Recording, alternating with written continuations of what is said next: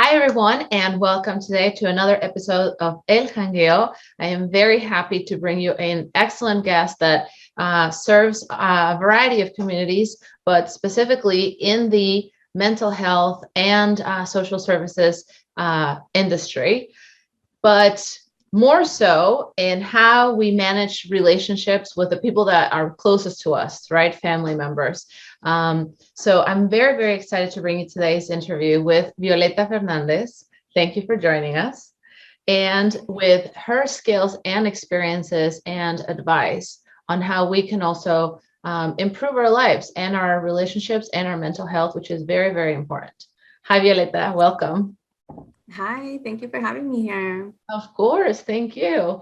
Um, so let's go a little bit into how I came across to you.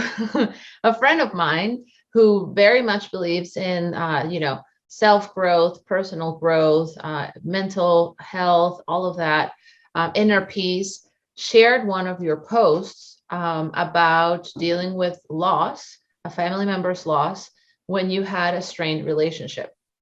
And it resonated a lot with me because nobody has a perfect family, and people who do have a perfect family, you're very, very blessed.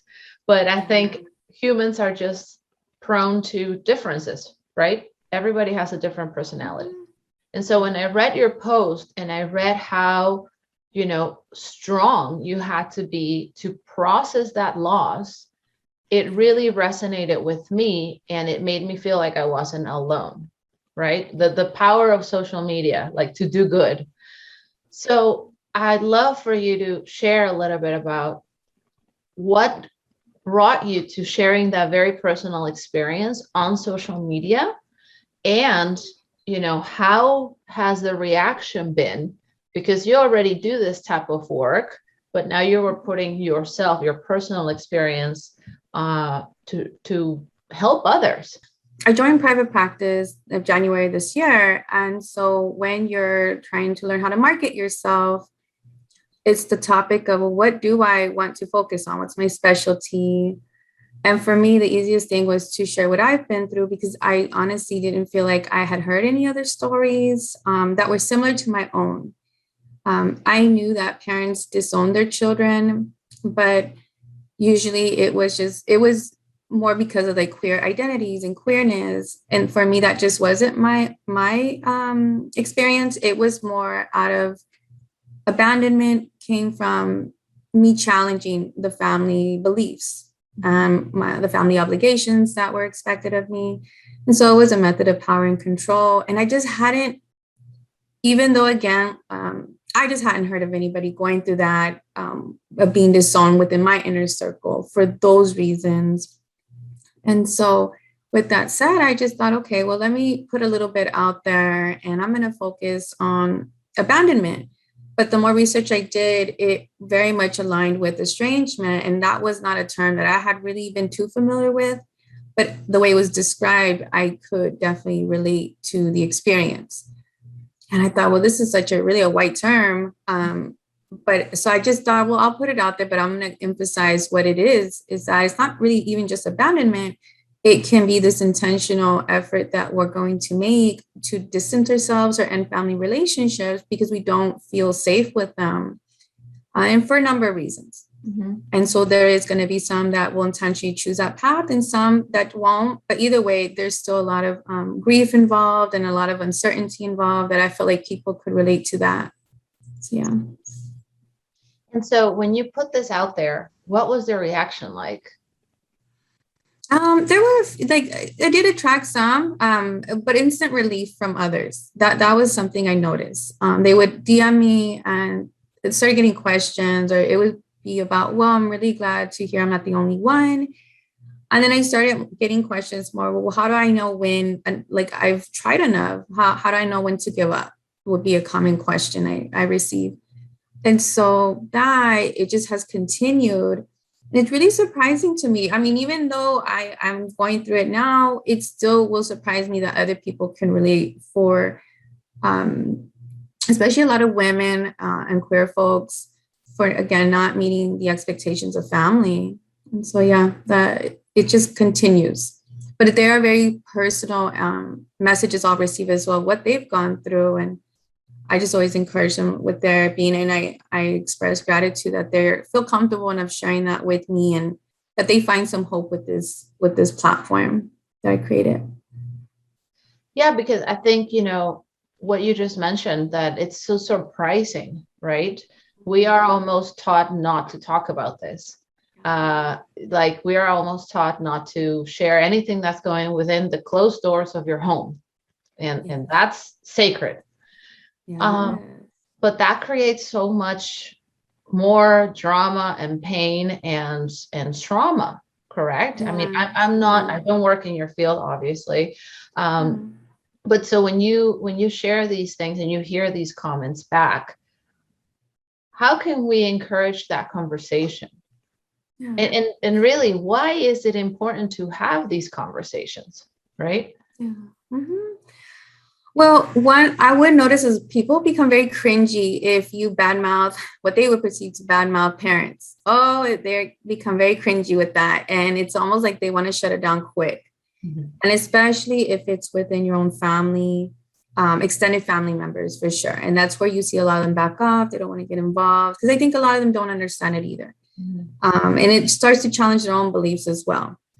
And so with that, so people do become discouraged because it feels shameful. And it won't just be family, but friends also. And I think people sometimes have good intentions. They're like, well, keep trying, they've been through a lot. They really love you.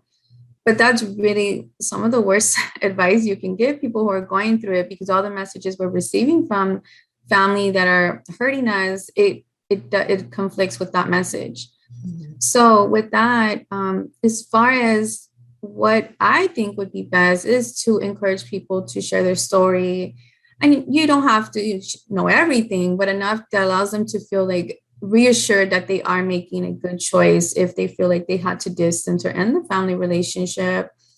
And just also not criticizing their decision, not criticizing it, not even offering, like giving unwanted advice. Is just reassuring them that they are okay to share this with you. And again, I think also encouraging them to go to therapy and talk to somebody that would be perhaps know more about the experience. So knowing your own limits with it as well. But shame is going to be it shows up quite a bit in this estrangement process. So ultimately not shaming people about it.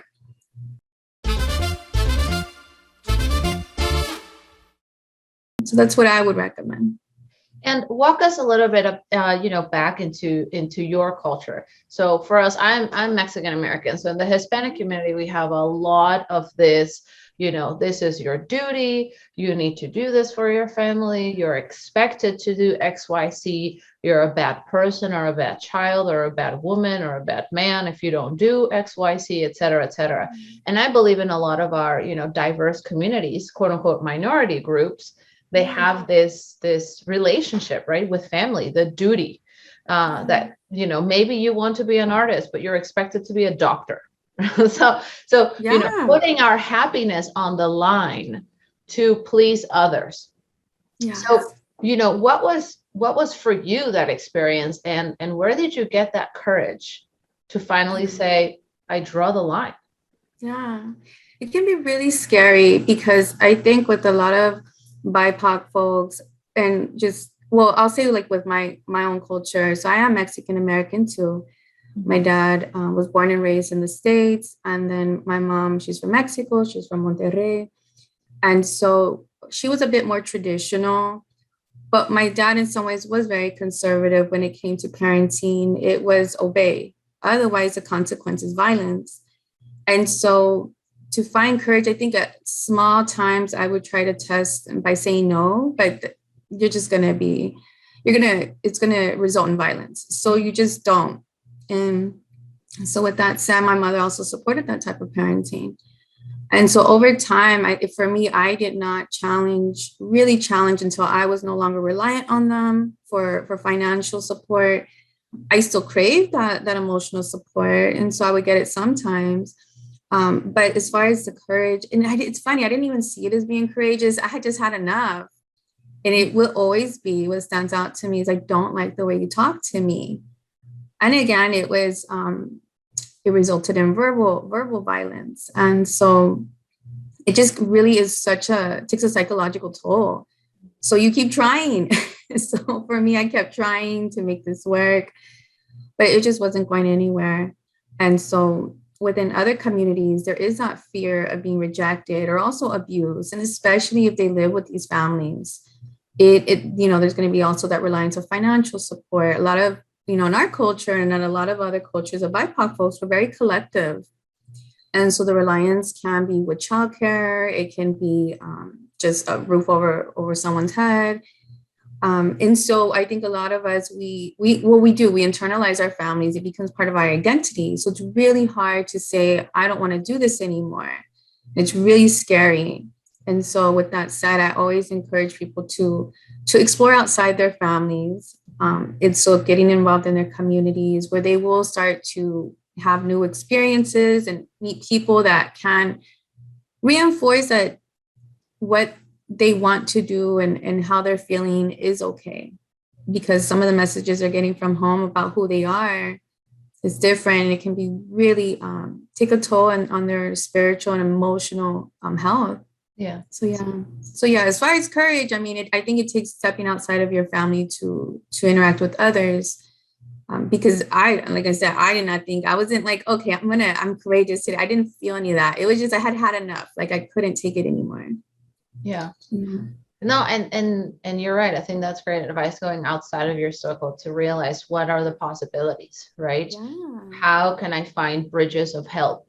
Yes. How can I make a path for myself, while I not risk leaving completely or something, because it's a plan, right? It sounds so drastic, but when you are at that cusp of a relationship that really is not working, and it's not, most often it's your parents, right? But it can also be a sibling, it could be a grandparent, it could be even a partner, a romantic relationship. This is advice for anyone out there who is like thinking about these things, and it's just like, oh, well, maybe I never considered that this was abusive in any way, because we're so used to our culture being that way.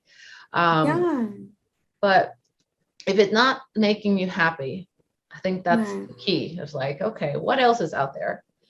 And so now that you're working in this industry, I know you have a daughter, and you have this, very, very strong transitional experience of your own parents and the relationship that they had with you. So how does that influence you as a mom? Yeah. Oh, it's such a good question. Actually, it's a really good question. So for me, my daughter's older. She's 23. I had her really young, and she has been raised by my parents also. So she has she had a very strong relationship with them. And so for me, as I was raising her, I knew I wanted to do things different. I didn't have the language for it. But for instance, I didn't feel good hitting her, but there was an expectation to hit her. And it was really strange to me. But I didn't, I had still learned this method of reacting. That's what violence teaches you, is to react. So I would yell at her. I would at times, put her down. And so, of course, I regret it now. And I always encourage her to, if she wants to talk about it, go to therapy, things like that. And I don't tell her, look, I am that you can tell your therapist, I contributed to that. I own it. But now as an adult, and then she's an adult, I know how to be there for her, that in ways that I didn't receive. I want her to make her own decisions. I want her to feel supported. I want her to know that I'm just emotionally present with her. And those things were just never discussed growing up. You don't discuss how to be emotionally present at all. And especially once they grow up, as adults, I think we expect that our adult children need to just figure it out. And they are still developing. At 23, her brain is still developing. But, and then I have gotten criticism about allowing her to have a relationship with my dad. But I think for me is I want her to make her own decision. I want her to have her own experience. she's really smart. So I know she picks up on like his behavior and she knows how to enforce boundaries with him. I do worry about how it does affect her long term by still interacting with him and him making, passive aggressive comments about me. But I think, just letting her figure that out and know that I'm here to support her has really helped change our relationship because I want to be better and I want her to be better than me. So it is, I think for a lot of us, it's hard because we have internalized so much that it just subconsciously we will act like our parents. So it does take intentional efforts not to repeat those same mistakes. Yeah. Yeah, and that's so commendable, to be honest. What are the steps, or how long did it take you to get to that intentional action?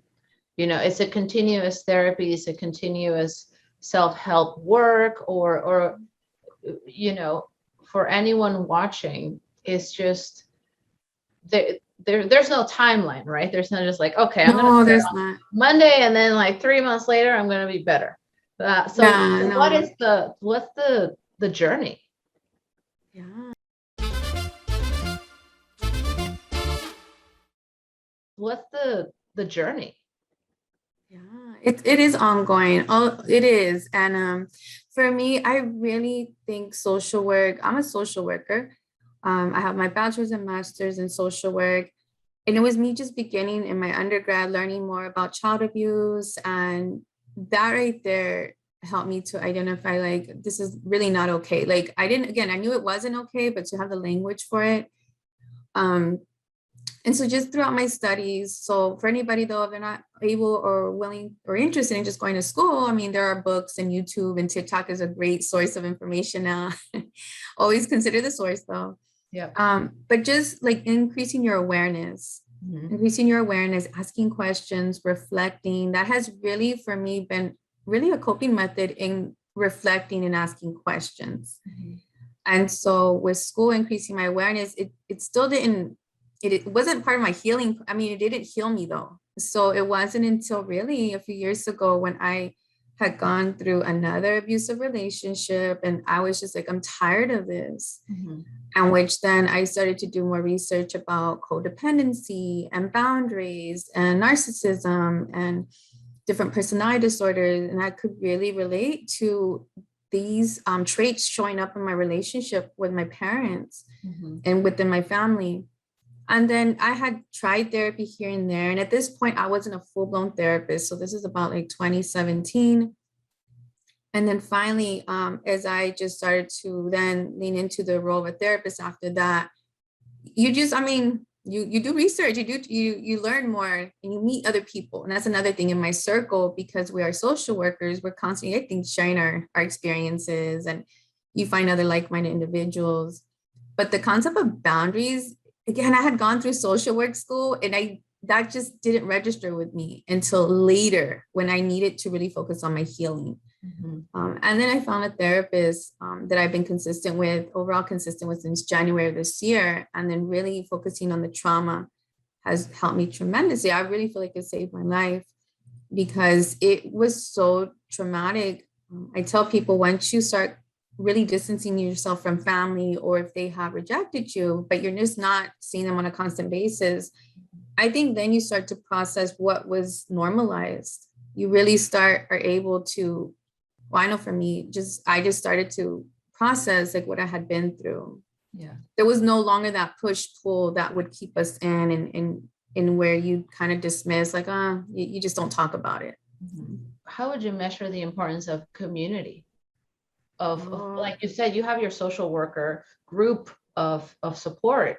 But how important is community when you're going through something like this?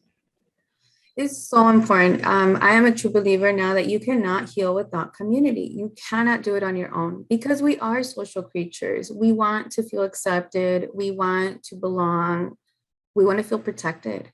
Yeah. And so that message was really emphasized by podcasts. I love podcasts. So Sheena Tubbs, she's a licensed clinical social worker and a coach when it comes to helping. She helps primarily Black women with insecure attachments. And so her messages really just resonated for me. And just through community. And then, being a social worker, and I am an outgoing person, people have really helped me to diversify my experiences and see that there is more outside of your family of origin. And so that's where you get to also, people show you also like what you're capable of and what your interests, and you just get to like really flourish in community by, again, like, learning to be more autonomous. So now you're in situations you get to make your own decisions. You don't have maybe like as many strict expectations of other people. Whereas in family, that does come up when we are very collective. It's so common for us to have that blind side and think, oh, this is normal, this is okay. They're just yelling again. They're just losing their cool again. They'll be fine. So what is the alternative, right? When you get out there and you find your own voice and your own dreams and your own goals, and you realize, oh yeah, that is not normal. That is not okay. Yeah. How are you now flourishing in your life? For people to realize, it's like, yeah, it's a lonely process. It's a long process. You're going to have to face your fears, your pains, your demons. It's going to be tough, but there's a result at the end. Yeah. And that's going to be the new experiences and new memories for sure.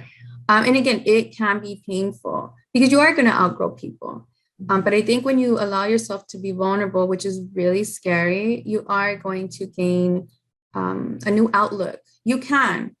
Now, some people, and I've had clients who are really resistant because they're scared, and I get it. Again, there can be, especially if they live with this family or they live with a partner, it's this reliance and this fear of being alone.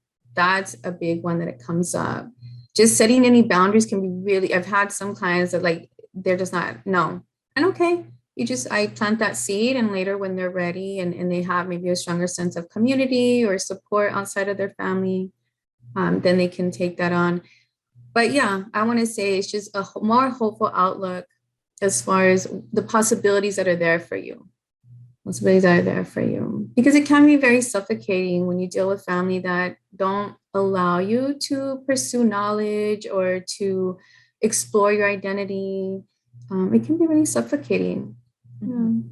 Not being your true self, right? Not being true to your essence.